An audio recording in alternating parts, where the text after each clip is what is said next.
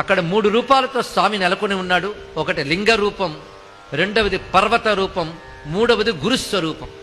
మొదటి 2 సామాన్యులు కూడా చూడగలరు, కానీ మూడవది సామాన్యులకు దర్శనం కాదు. ఆ గురుస్వరూపంగా కూడా ఆ పర్వతమనందే స్వామి ఉంటాడు. ఇది అరుణాచలము.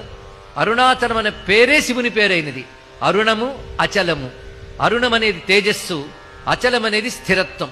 శివుడు ఎప్పుడు అచలుడే. శ్రీచక్రం టీవీ. కానీ శివుడికి పేరుంది స్థాణు అని. శివశాస్త్రం మనం చదివిన స్థిరస్థాణు ప్రభుర్భీమ ప్రవరో వరదో వరహ అని చదువుతాం. అందులో స్థిర స్థాణు, ఇదే శివుని యొక్క అద్భుతమైన తత్వం. ఈ 2 పేర్లలో తెలుస్తున్నది ఇక్కడ. శివుడు స్థిరుడు. స్థిరుడు అంటే ఒక చోట కదలకుండా ఉండేవాడు స్థిరుడు. స్థాణువు అన్న ఇంచుమించు అదే అర్థం, కదలనివాడు అని అర్థం. ఎప్పుడూ ఉండేవాడు స్థిరుడు, ఒకే విధంగా ఉండేవాడు స్థాణువు.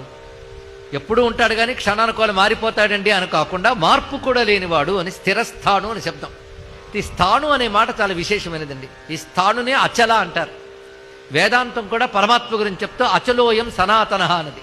అచల సనాతన. సనాతనము అంటే శాశ్వతమైన వాడు, అచలుడు.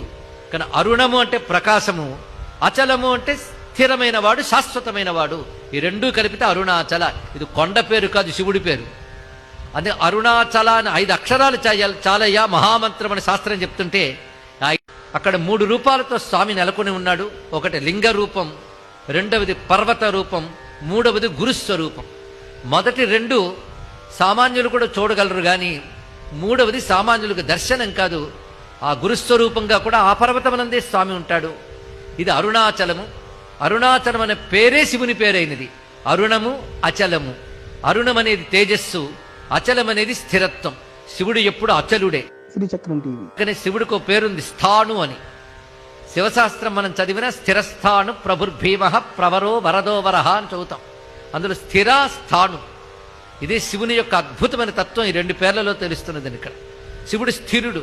స్థిరుడు అంటే ఒక చోట కదలకుండా ఉండేవాడు స్థిరుడు. స్థాణువు అన్న ఇంచుమించు అదే అర్థం, కదలనివాడు అని అర్థం. ఎప్పుడూ ఉండేవాడు స్థిరుడు, ఒకే విధంగా ఉండేవాడు స్థాణువు. ఎప్పుడూ ఉంటాడు కానీ క్షణానుకోలు మారిపోతాడండి అని కాకుండా మార్పు కూడా లేనివాడు అని స్థిరస్థాణు అని శబ్దం. ఈ స్థాణు అనే మాట చాలా విశేషమైనదండి. ఈ స్థాణునే అచల అంటారు. వేదాంతం కూడా పరమాత్మ గురించి చెప్తూ అచలోయం సనాతన అన్నది. అచల సనాతన. సనాతనము అంటే శాశ్వతమైన వాడు, అచలుడు. కానీ అరుణము అంటే ప్రకాశము, అచలము అంటే స్థిరమైన వాడు, శాశ్వతమైన వాడు. ఈ 2 కలిపితే అరుణాచల. ఇది కొండ పేరు కాదు, శివుడి పేరు. అదే అరుణాచల అని 5 అక్షరాలు చాలయ్యా మహామంత్రం అని శాస్త్రం చెప్తుంటే,